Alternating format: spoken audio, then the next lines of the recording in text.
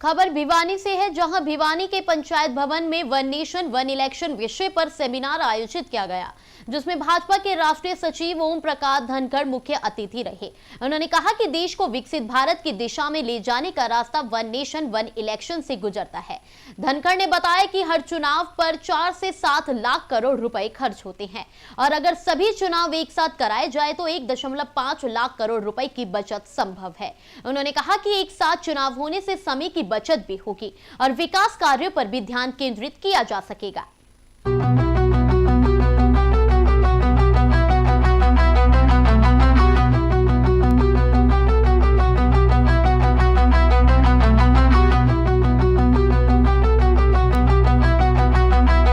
National election को लेकर जो सेमिनार है सर, क्या संदेश दिया जा रहा है, कितना इसका फायदा होने वाला है?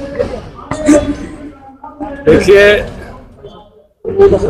भारत को एक विकसित भारत के विजन सपने के साथ जो भारत बढ़ रहा है, उसका रास्ता एक राष्ट्र एक चुनाव से होकर जाता है।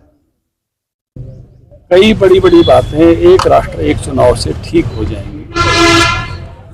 जो रामनाथ कोविंद जी की कमेटी बनी थी, उस कमेटी ने एक आकलन दिया था, अगर एक राष्ट्र एक चुनाव लागू हो जाता है तो देश की जीडीपी 1.5% बढ़ जाएगी और 1.5% बढ़ने का मतलब है 5.67 लाख करोड़। अभी जो हमारा बजट है उसके 10% से ज़्यादा। ये बड़ी ताकत बनेगा। ये विषय अगर ये लाभ इसका मिलता है, फिर चुनावों पर उन्होंने एक आकलन दिया कि खर्च होता है 4 लाख से 7 लाख करोड़, क्योंकि आपको पता है सारा पैसा रिकॉर्ड में तो आता नहीं है चुनाव का। बहुत तरह के खर्चे चुनाव में जिस तरह के होते हैं, तो उनका एक अनुमान है उस कमेटी का कि इतना खर्च होता है और इसके 1/3 पैसे की बचत हो सकती है अगर दोनों चुनाव एक साथ हो जाएं, लोकसभा और विधानसभा। पहले पुराने लोगों ने एक साथ चुनाव देखे हैं, 67 तक एक साथ चुनाव हो सकते थे, होते थे। तो उसके कारण से 30% अगर बचत होती है, तो मैं छोटा आंकड़ा ले लूँ 4.5 लाख करोड़ का, तो 1.5 लाख करोड़ की बचत होगी। देश के 15 राज्य ऐसे हैं जिनका बजट 1.5 लाख करोड़ से कम है। तो चुनाव जब बार बार होता है तो आचार संहिता बार बार लगती है और उसके कारण से देश की तरक्की, प्रदेशों की तरक्की 5 मोड में आ जाती है। अभी जो हमारा जीडीपी है, इसका मोटा मोटा हिसाब कह रहा हूँ 1 लाख करोड़ रुपया प्रतिदिन से अधिक है। अगर 40 दिन काम रुकता है, तो मैं नहीं कहता 100% रुकता है, 20% काम तो चुनाव में रुक ही जाते हैं आचार संहिता से। तो 8 लाख करोड़ का देश का नुकसान उसमें से होता है, क्योंकि 40 दिन में 40 लाख करोड़ हो गया। 2 बार चुनाव होंगे तो 80 दिन आचार संहिता लगेगी, तो एक बार लगेगी तो 40 दिन लगेगी। पिछली बार जब चुनाव हुए हरियाणा के, उस समय 3 चुनाव एक साथ हुए और 3 बार आचार संहिता लगी, जिसके कारण जो पूंजीगत व्यय था, विकास का जो खर्चा था, वो आधा भी खर्च नहीं हो पाया, क्योंकि आधे साल के लगभग जो है वो आचार संहिता लगी रही।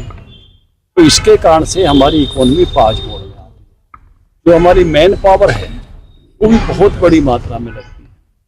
1.5 करोड़ कर्मचारी लग रहा है चुनाव कराने के लिए, और वो 2 बार लगे तो 3 करोड़ लग जाते हैं। और पार्टियों के वर्कर वो तो इससे 3 गुना लगते हैं। तो 136.5 करोड़ मानव दिवस जो है वो चुनाव में लगता है और एक आदमी की रोजाना की जीडीपी जो है वो 1600 रुपये है। 2,18,400 करोड़ रुपये का नुकसान होगा। तो दूसरे काम में अगर वो सर्जन करेंगे उस समय में, इतनी जीडीपी को और बढ़ाएंगे।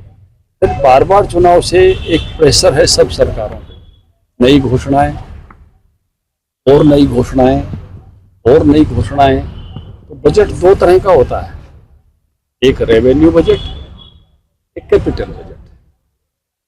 जब रेवेन्यू बजट वो होता है जो फिक्स खर्चा है, पेंशन में जाता है, तनख्वाह में जाता है, वृद्धावस्था पेंशन में जाता है।